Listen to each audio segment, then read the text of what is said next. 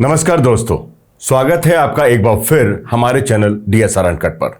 आज हम बात करेंगे उत्तराखंड यानी देवभूमि के साथ हो रही उस ठगी की जो विकास के नाम पर हो रही है। उत्तराखंड यानी हसीन वादियां, बर्फीले पहाड़, पर्वत और नदियां। ये वो राज्य है जिसे प्रकृति ने खूबसूरती का अनमोल तोहफा दिया है। लेकिन सवाल यह है, क्या इस खूबसूरत राज्य का विकास सही दिशा में हो रहा है या फिर विकास के नाम पर सिर्फ घोटाले, भ्रष्टाचार और जनता के साथ धोखा हो रहा है।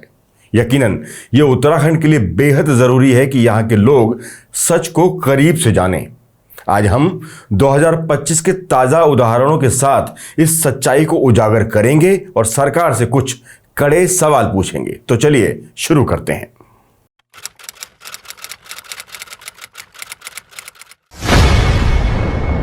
पहाड़ के राज्यों में विकास के नाम पर ठगी हो रही है, ऐसा कई कारणों से प्रतीत हो रहा है। कुछ ऐसा ही प्रख्यात वैज्ञानिक और पर्यावरणविद सोनम वांगचुक कह रहे हैं। उनका कहना है कि जो विकास जनता से पूछकर किया जाना चाहिए था, वो कॉरपोरेट के दबाव में किया जा रहा है। इसे रोकने के लिए इन राज्यों की जनता को संघर्ष के रास्ते पर आगे बढ़ना होगा। लद्दाख की जनता छठी अनुसूची की मांग कर रही है ताकि स्थानीय लोगों की सहमति के बिना कोई भी परियोजना लद्दाख में न बने। ऐसा ही कुछ उत्तराखंड में भी हो रहा है। सोनम वांगचुक जो बातें कह रहे हैं, सच्चाई उससे भी कहीं ज्यादा है। जल जीवन मिशन केंद्र सरकार की वो योजना जिसका वादा था हर घर तक नल से जल पहुंचाने का, लेकिन उत्तराखंड के पहाड़ी गांवों में 2025 में भी पानी की किल्लत वैसी की वैसी ही है। करोड़ों रुपए खर्च हुए, पाइपलाइनें बिछी, लेकिन कई गांवों में पानी की एक बूंद नहीं पहुंची। ठेकेदारों ने सीमेंट और पाइप के नाम पर जमकर लूट खसोट की। गांव वालों को पानी का खूंटा तो मिला, लेकिन पानी वो गायब। सवाल यह है कि अगर इतना महत्वाकांक्षी प्रोजेक्ट था तो ठेकेदारों की मनमानी पर नकेल क्यों नहीं कसी गई? इन महत्वपूर्ण योजनाओं की निगरानी कर कौन रहा है और ये करोड़ों आखिर जा कहां रहे हैं? आपको भी अगर इसके सही जवाब मिल सकें तो कमेंट बॉक्स में जरूर लिखें, ताकि पता तो चले कि उत्तराखंड के लोग अनभिज्ञ नहीं हैं इन घपलों से। अब जरा दूसरे अन्य मुद्दों पर चलते हैं, जहां उत्तराखंड राज्य में जमीन ही सबसे बड़ी पूंजी है। बावजूद इसके ये भू माफियाओं के हवाले हो रही है। मई 2025 में हल्द्वानी के गोलापार में 150 अवैध प्लॉट और कॉलोनियां ध्वस्त की गईं। ज्यादातर रजिस्ट्रियां बाहरी राज्यों के लोगों के नाम थीं। नरेंद्र नगर में भूमाफिया ने 38 नाली जमीन खरीदी, लेकिन कब्जा 50 नाली पर किया। और सुनिए, सड़क बनाने के नाम पर बोर्ड लगा 50,000 का, लेकिन खर्च हुए 2 करोड़ रुपए। सवाल यह है, भूमाफिया इतने बेखौफ क्यों हैं? क्या सरकार की नजर में ये अवैध कॉलोनियां आ नहीं पाई? और अगर आई तो फिर कार्रवाई में इतनी देरी क्यों? अब देखिए, नैनीताल जिले में भी भू उपयोग के 599 मामले उल्लंघन के पाए गए और 9 हेक्टेयर जमीन जब्त की गई। पर यह मौका आया ही क्यों? उत्तराखंड का पर्यावरण इसकी जान है, लेकिन विकास के नाम पर इसे तहस नहस किया जा रहा है।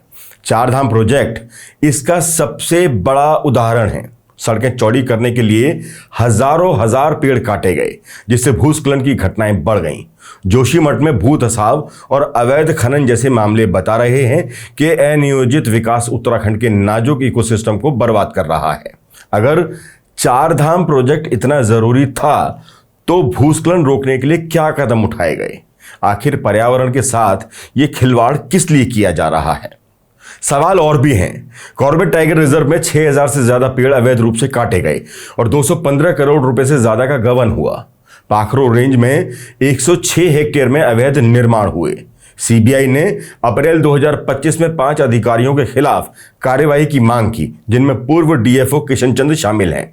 ईडी ने उनकी 31.8 करोड़ की संपत्ति जब्त की। सुप्रीम कोर्ट ने कहा कि नौकरशाहों और राजनेताओं ने सार्वजनिक विश्वास को कचरे में फेंक दिया। सवाल यह है, कॉर्बेट जैसे संरक्षित क्षेत्र में इतनी बड़ी तबाही कैसे हुई? पूर्व वन मंत्री हरक सिंह रावत पर सवाल उठ रहे हैं, तो क्या उनके खिलाफ कोई कार्रवाई होगी? उत्तराखंड में 2012 से 2018 के बीच 136 करोड़ रुपए का निर्माण घोटाला भी सामने आया, जिसमें सरकारी आईटीआई, आपदा राहत केंद्र और मेडिकल कॉलेज की परियोजनाएं शामिल हैं। एसआईटी गठित हुई, लेकिन सवाल यह है, इतने बड़े पैमाने पर भ्रष्टाचार कैसे हुआ? पंचायतों और ब्लॉकों में भी हिसाब किताब का बुरा हाल है। 2017-18 में खर्च का हिसाब नहीं देने पर अधिकारियों का वेतन रोका गया, लेकिन 2025 में भी स्थिति बदली नहीं। सवाल यह है, अगर सरकार की भ्रष्टाचार के खिलाफ जीरो टॉलरेंस की नीति है तो हिसाब किताब हो क्यों नहीं पा रहा। 2025 में भी केंद्र सरकार ने सोनप्रयाग से केदारनाथ तक 12.9 किलोमीटर के रोपवे प्रोजेक्ट को मंजूरी दी। इससे यात्रा का समय 36 मिनट हो जाएगा। सुनने में बहुत अच्छा है, लेकिन सवाल यह है, इसका फायदा किसे होगा? स्थानीय लोगों को रोजगार मिलेगा या फिर छोटे व्यापारियों का रोजगार छिनेगा? कितने पेड़ काटे जाएंगे और कॉरपोरेट्स की जेबें कितनी भरेंगी? सवालों की लिस्ट तो लंबी है, लेकिन एक सवाल और है। मुख्यमंत्री पुष्कर सिंह धामी ने भ्रष्टाचार के खिलाफ 1064 नंबर लॉन्च किया, लेकिन क्या यह वाकई काम कर रहा है? लोग कह रहे हैं कि भ्रष्टाचार की शिकायत करने वालों की आवाज दबाई जा रही है। एक महिला जिसके डॉक्टर पति को 2016 में गोली मारी गई, 2025 तक 50 लाख के मुआवजे के लिए लड़ रही है। अगर जीरो टॉलरेंस की ही नीति है तो उसे न्याय क्यों नहीं मिल पाया? क्या मुख्यमंत्री पुष्कर सिंह धामी को उनके ही अधिकारी अंधेरे में रख रहे हैं? दोस्तों, उत्तराखंड जैसे पवित्र राज्य में विकास के नाम पर जो हो रहा है वो वाकई चिंताजनक है। जल जीवन मिशन में भ्रष्टाचार, भूमाफिया का खेल, पर्यावरण की तबाही और घोटाले, ये सब उत्तराखंड की जनता के हक को छीन रहे हैं। सवाल यह है, सरकार कब तक विकास के नाम पर ठगी को छिपाएगी? भूमाफिया और ठेकेदारों को कब तक संरक्षण मिलेगा? और सबसे बड़ा सवाल, उत्तराखंड की जनता को वो विकास कब मिलेगा जिसकी वो हकदार है? इन सभी सवालों को हम लगातार यूं ही उठाते रहेंगे, क्योंकि हम अपनी जिम्मेदारी बाखूबी समझते हैं। पर क्या आप भी अपनी जिम्मेदारी समझते हैं? अगर हां, तो कमेंट बॉक्स में अपनी आवाज को शब्दों का स्वरूप जरूर दें, ताकि आवाज सरकार के कानों तक भी पहुंच सके। ये जरूरत भी है और हक भी है उत्तराखंड प्रदेश की जनता का। वैसे हक तो प्रदेश के बेरोजगार युवाओं का भी है, उनको अपनी योग्यता के अनुसार नौकरी मिल सके, लेकिन वो उनको मिले तब, क्योंकि वो तो बाहरी प्रदेशों के लोगों को मिल जाती है। अब इसका एक ताजा मामला ही देख लीजिए। उत्तराखंड की विधानसभा में एक बहुत बड़ा सवाल खड़ा हो गया है। सवाल है भरोसे का, सवाल है सिस्टम पर विश्वास का, और इस बार मुद्दा है विधानसभा में बैठे एक अधिकारी की डिग्रियों का, जिन पर फर्जी होने के आरोप लग रहे हैं। हम बात कर रहे हैं उत्तराखंड विधानसभा में हुई एक कथित फर्जी नियुक्ति के बारे में, वो भी डीडीओ यानी ड्राइंग एंड डिसबर्सिंग ऑफिसर जैसे अहम पद पर। उत्तराखंड बेरोजगार संघ के अध्यक्ष राम कंडवाल का कहना है कि विधानसभा में नियुक्त डीडीओ की हाई स्कूल और इंटर की मार्कशीट ही फर्जी हैं। इन डिग्रियों के पीछे जिस विश्वविद्यालय का नाम है वो पहले से ही जांच के घेरे में है। बेरोजगार संघ का कहना है कि इस विश्वविद्यालय से पहले भी कई फर्जी डिग्रियां जारी की जा चुकी हैं। दिमाग में यकायक ये सवाल आता है कि इसमें नया क्या है। ये तो अक्सर कई बार कई जगह पर देखा सुना गया है, मगर ये मामला बेहद गंभीर है। डीडीओ का काम सिर्फ सैलरी पास करना नहीं होता, बल्कि पूरे विभाग की फाइनेंशियल जिम्मेदारी इसी पर होती है। इससे पूरे सरकारी तंत्र पर संकट गहरा सकता है कभी भी। सोचिए, अगर इस पद पर बैठा इंसान ही फर्जी डिग्री से पहुंचा है तो सिस्टम का क्या होगा? सवाल उठते हैं कि क्या नियुक्ति प्रक्रिया में कोई जांच नहीं होती? क्या डिग्री की वैधता की पुष्टि नहीं की जाती? और अगर इतनी बड़ी गलती हो गई तो जिम्मेदार कौन है? सरकारी नौकरी पाने के लिए लाखों युवा सालों तक मेहनत करते हैं, तैयारी करते हैं, और वहीं किसी की एंट्री शॉर्टकट से हो जाए तो ये न सिर्फ अन्याय है बल्कि लोकतंत्र पर तमाशा भी है। राम कंडवाल ने विधानसभा अध्यक्ष से मांग की है कि इस अधिकारी को तुरंत बर्खास्त किया जाना चाहिए। ये सिर्फ एक डीडीओ की कहानी नहीं है, ये हमारे सिस्टम की विफलता की कहानी भी है। ये पहला मौका नहीं जब उत्तराखंड विधानसभा में नियुक्तियों को लेकर विवाद हुआ हो। 2022 में विधानसभा अध्यक्ष ऋतु भूषण खंडूरी ने 2016 से 2020 के बीच की गई 228 नियुक्तियों को अवैध करार देते हुए उन्हें रद्द कर दिया था। हालांकि 2001 से 2015 के बीच की गई 168 नियुक्तियों पर अब तक कोई कार्रवाई हुई नहीं है, जिस पर सवाल आज भी कायम है। वैसे फर्जी डिग्री से नौकरी पाना उत्तराखंड में कोई बड़ी बात नहीं है। रुद्रप्रयाग जिले के 2 सरकारी शिक्षकों को फर्जी बीएड की डिग्री के आधार पर नौकरी पाने के आरोप में 5 साल की सजा सुनाई गई है। चौधरी चरण सिंह विश्वविद्यालय मेरठ की रिपोर्ट में पुष्टि हुई कि इन शिक्षकों को बीएड की डिग्री जारी नहीं की गई थी। खैर, अब काफी कुछ विधानसभा अध्यक्षा ऋतु भूषण खंडूरी पर निर्भर करेगा। उनके रुख पर निर्भर करेगा। अभी हाल ही में जिस तरह से उन्होंने नदी में कूड़ा डालने वालों को हड़काया, उसे देखकर लगता है कि उनके तेवर थोड़ा सख्त ही होने वाले हैं। पर जैसे ही इन तेवरों पर सोच गंभीर होती है तो ये भी आंखों के सामने आ जाता है कि जिस समय वो तमाम लोगों को नदी में कूड़ा डालने को लेकर हड़का रही थी, ठीक उसी समय उनके ठीक पीछे अवैध खनन करता डंपर भी नदी के बीचों बीच दिखाई दे रहा था। खैर, यह भी हो सकता है कि नजर पड़ न सकी हो अवैध खनन पर उम्मीद है कि अवैध फर्जी डिग्री पर नजर जरूर पड़ चुकी होगी। लिहाजा यहां उनकी सख्ती जरूर दिखाई दे सकती है, जिसका इंतजार हमारे साथ साथ प्रदेश की जनता को भी है। विधानसभा के बाद थोड़ा रुख उत्तराखंड की राजनीति की तरफ भी कर लेते हैं, जहां ठंडी पड़ चुकी बदलाव के बयार में फिर से थोड़ी गर्मी देखने को मिल रही है। दोनों ही राष्ट्रीय पार्टियों में अध्यक्ष पदों पर बदलाव को लेकर एक बार फिर से चर्चा गर्म है। उत्तराखंड बीजेपी के अध्यक्ष पद को लेकर कई नाम चर्चा में हैं। पार्टी के भीतर और बाहर सभी की नजरें इस पर टिकी हैं कि अगला अध्यक्ष कौन होगा। यह निर्णय राज्य की राजनीति की दिशा तय कर सकता है। चर्चाओं में कई नाम सामने आ रहे हैं, जिनमें वरिष्ठ नेताओं से लेकर युवा चेहरों तक के नाम शामिल हैं। पार्टी नेतृत्व तमाम संभावित नामों पर विचार कर रहा है और जल्द ही घोषणा की उम्मीद है।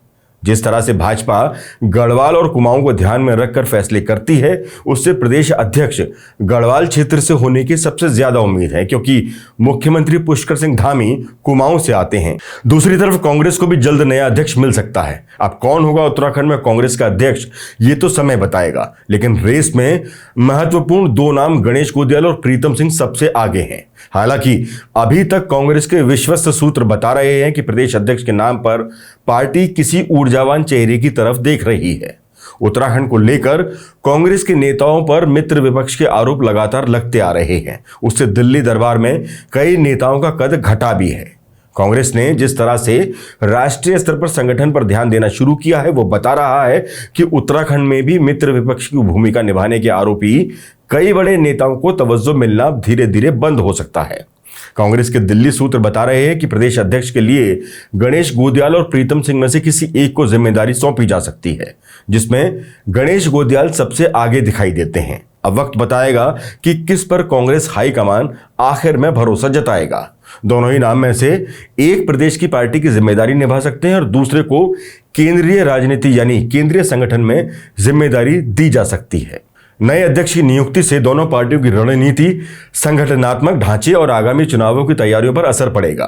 ये निर्णय पार्टी की आंतरिक राजनीति और राज्य की राजनीतिक दिशा दोनों को प्रभावित करेगा, जो 2027 विधानसभा चुनावों के लिए बेहद अहम साबित होगी।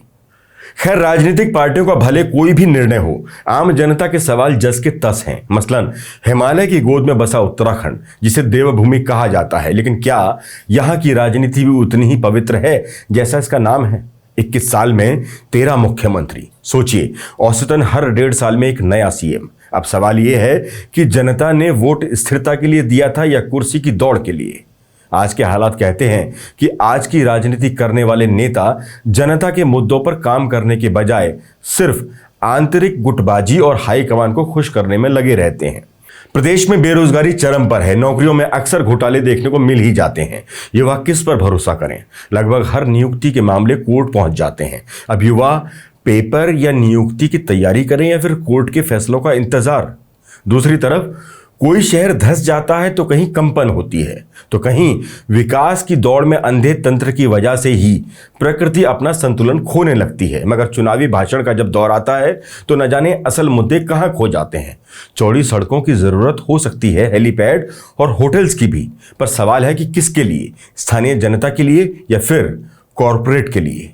नेताओं की सबसे बड़ी जिम्मेदारी आम जनता के प्रति है, इसलिए जनता को भी अधिकार है सवाल पूछने का। तो जनाब, कुछ देर थोड़ा ठहर कर नारेबाजी को किनारे रखकर पार्टी भक्ति का चोला उतार कर अब पूछना शुरू कीजिए सवाल नीचे कमेंट बॉक्स के जरिए।